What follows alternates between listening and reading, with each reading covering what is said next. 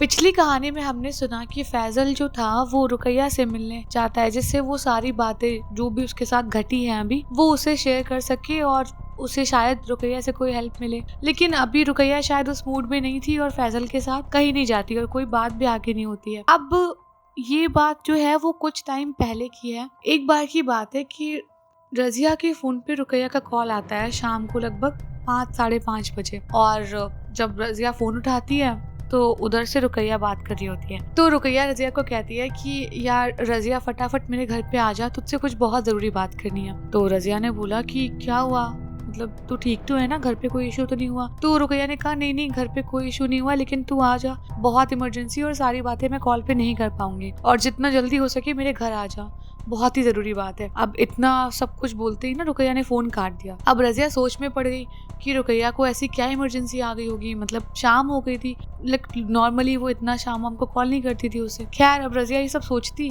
लेकिन हुआ क्या था ये तो घर जाके पता चलता ना। तो रजिया रुकैया के यहाँ जाने के लिए उठी और अपनी अम्मी को ढूंढने लग गई, जिससे कि वो बता दे कि वो रुकैया के घर जा रही है और उसे आने में थोड़ा लेट होगा। अब जब वो अपनी अम्मी को ढूंढ रही थी तो वो अपने ही रूम में बैठी थी। तो रजिया फटाफट जाके अपनी अम्मी को बोलने लग गई कि अम्मी मैं रुकैया के यहाँ जा रही हूँ और मुझे आने में थोड़ा लेट हो जाएगा, तो मेरी चिंता मत करना, बस मैं आ जाऊंगी और कोई भी इशू होगा तो कॉल कर देना। तो उसकी अम्मी ने बोला हाँ ठीक है तो जा, लेकिन इतना ध्यान रखना बाहर बहुत बारिश हो रही है तो भीगना वगैरह मत। तो रजिया ने कहा हाँ ठीक है, चिंता मत करो, कुछ नहीं होगा।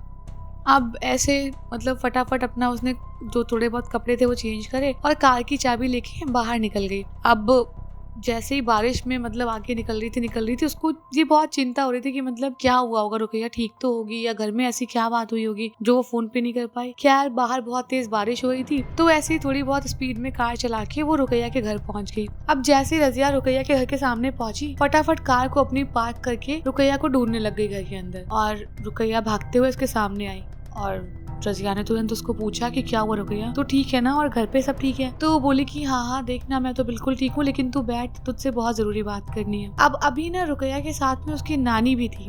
तो अब रुकैया और उसकी नानी रजिया को एक रूम में बिठा के ऐसे ही चाय वगैरह पूछने लग गए। तो रजिया ने बोला पहले मुझे बताओ आप लोग बात क्या हुई है और ये सब चीजें बाद में करेंगे। तो ऐसे ही मतलब नानी उसकी वहीं पे खड़ी थी, रुकैया ऐसी बात करने लगी, बोली कि तुझे मेरे चाचा जी याद है।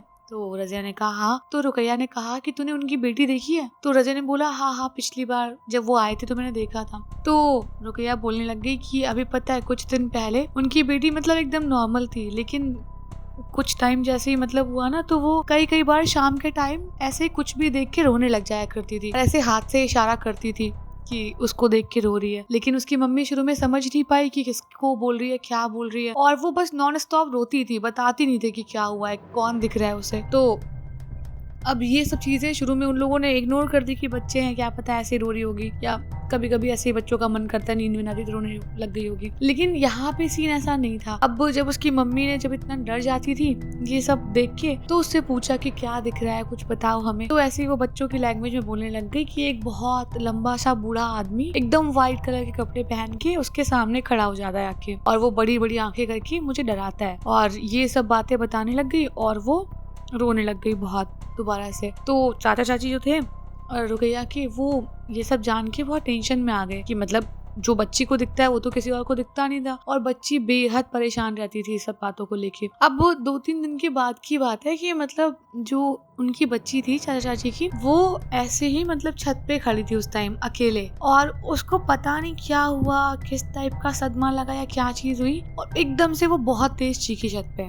सभी लोग नीचे थे, लेकिन जब वो इतनी तेज चीखी सब लोग ऊपर की तरफ भागे, और बच्ची वैसे ही अभी भी हाथ दिखा के बहुत बुरी तरह रो रही थी। तो लोग पूछने लग गए क्या हुआ, अभी फिर से तुम्हें वही दिखा वो बूढ़ा आदमी, नहीं तुम्हें कुछ नहीं होगा, हम बचा लेंगे ये वो। लेकिन वो बच्ची इतना ज्यादा डर गई थी ना, या पता नहीं उसके अंदर सदमा बैठ गया क्या हुआ, लेकिन वो एकदम म्यूट हो गई। मतलब वो फिर उसके बाद एक शब्द भी नहीं बोली, अपने माँ बाप से भी नहीं, किसी जानने वाले से भी नहीं, कुछ भी नहीं, वो एकदम शांत हो गई। उसके बाद ऐसा जैसे गूंगे बच्चे होते हैं, गूंगे लोग नहीं, वैसा हो गया था, एक शब्द नहीं बोलती थी वो। अब उसके चाचा चाची ने प्लान किया कि वो उसको मजार पे लेके जाएंगे दिखाने के लिए कि क्या इसको इशू हुआ है, और कोई ऐसी छोटी मोटी बात तो है नहीं कि मतलब अच्छी खासी बोलती चालती बच्ची और एकदम शांत हो गई। तो ये सब बताते हुए रुकैया की नानी ने बोला कि बेटा इसीलिए तुम्हें यहाँ पे बुलाया है कि ये सारी चीजें तुम कहती थी ना कि मैं विश्वास नहीं करती मतलब कोई भी जिन भूत प्रेत पे, ये भी देख लोगी और तुम अगर चाहो तो मतलब उस बच्ची को लेके हमारे साथ मजार चल सकती हो और वहाँ तुम्हें और भी चीजें मतलब देखने को मिलेंगी, तुम्हें समझने को मिलेंगी। अब रजिया को थोड़ा सा ये चीज ना अटपटी सी लगी क्योंकि मतलब मानती तो नहीं थी खैर वो सब चीजों को, लेकिन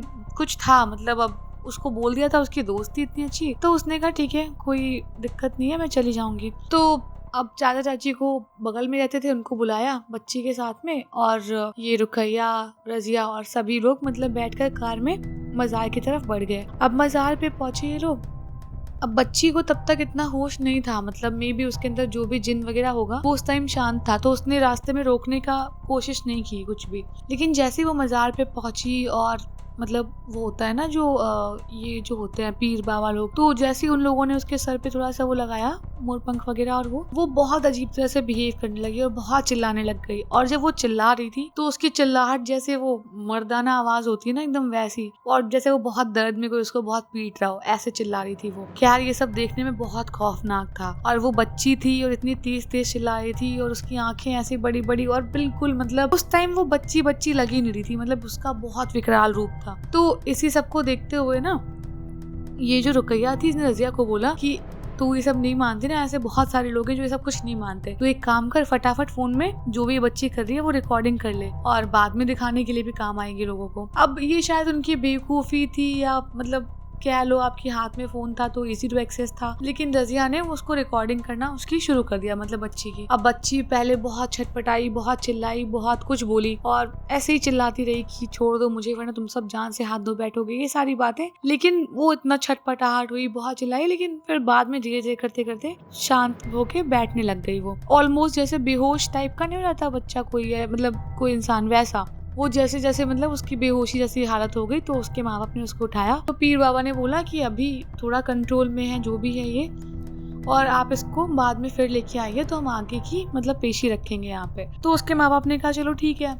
अब वो रजिया रुकैया तो इसी सब बात से बहुत खुश हो गए थे कि देखा भूत लाइव ये है वो है करके। अब ये सब बातें हुई और रजिया रुकैया और बाकी जो लोग भी साथ में गए थे सभी लोग अपने घर वापस आ गए। और अब आगे कहानी में क्या होता है ये जानेंगे नेक्स्ट पार्ट में। तब तक के लिए वीडियो को लाइक कर देना और अगर स्टोरी अच्छी लग रही है तो कमेंट करके बता देना और सब्सक्राइब तो कर ही देना यार।